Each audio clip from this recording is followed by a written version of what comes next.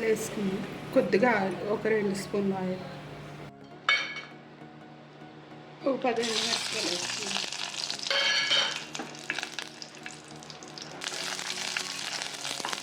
నువ్వులు వేసుకున్నాం. కరివేపాకు వేసుకోవాలి.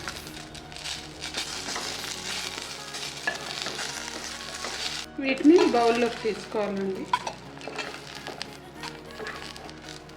ఆయిల్ వేసుకున్నాం. కొద్దిగా ఆయిల్, ఇప్పుడు కొద్దిగా బీరతొక్కు, ఒక చిన్న ముక్క బీరకాయ ముక్క వేసి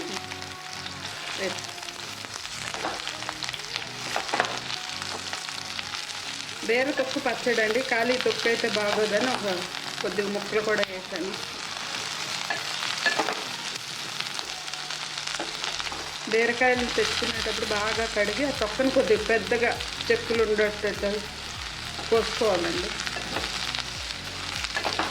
ఈ విధంగా తీయాలి, తెస్తే పచ్చడి బాగుంటుంది.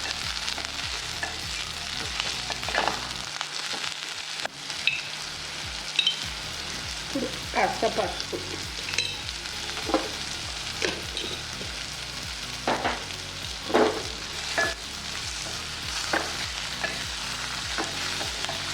వేగిపోయింది. ఇప్పుడు ఏ కప్పుతో అయితే బీరతొక్కు తీసుకున్నామో అదే కప్పుతో కప్పుడు గోంగూర తీసుకున్నాము.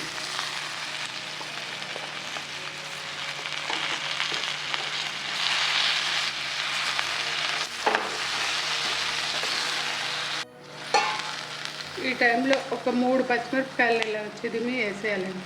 ఎందుకంటే పచ్చిమిరపకాయ స్మెల్ వస్తే బాగుంటుంది. బాయిల్ అయిన పచ్చిమిరపకాయ స్మెల్ బాగుంటుందండి పచ్చడి.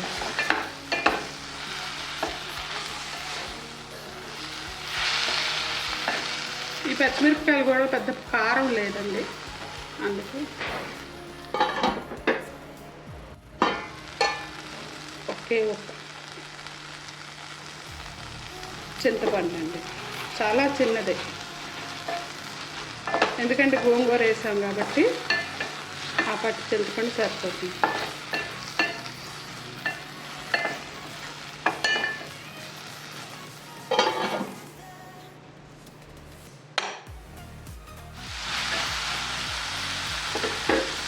కాస్త మూత పెడదామండి. ఒక 2 నిమిషాలు మూత పెట్టి మంట తగ్గిద్దాం. అయిపోయిందండి. ఇప్పుడు దీన్ని ఒక కప్లో తీసుకుని జీలకర్ర, వెల్లుల్లి, సాల్ట్,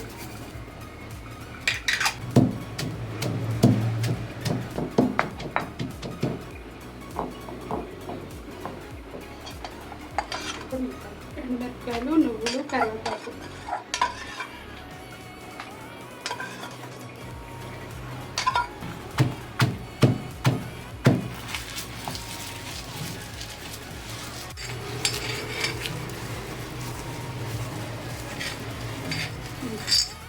చిన్న కప్పు వాటర్ వేద్దాం.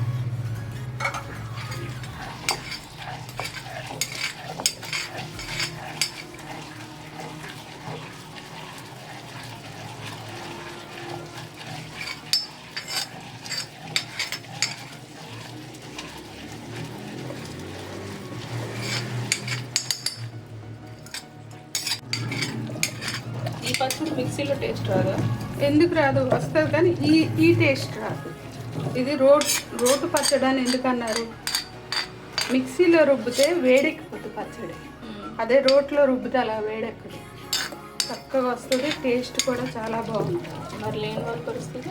లేని వాళ్ళు మిక్సీలో రుబ్బుకుంటారు, దానికి ఉంది.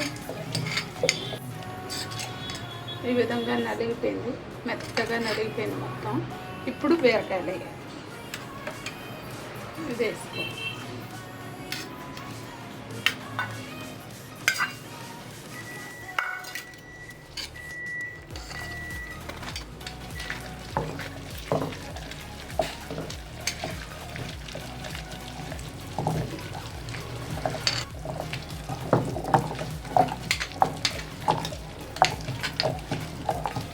స్మెల్ బాగుంది కదా.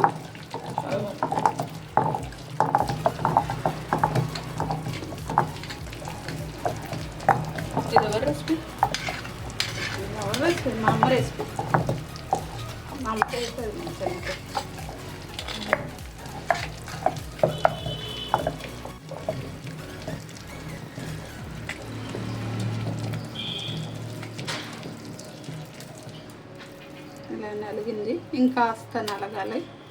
ఆకుంది, నలిగిపోతే అయిపోతుంది.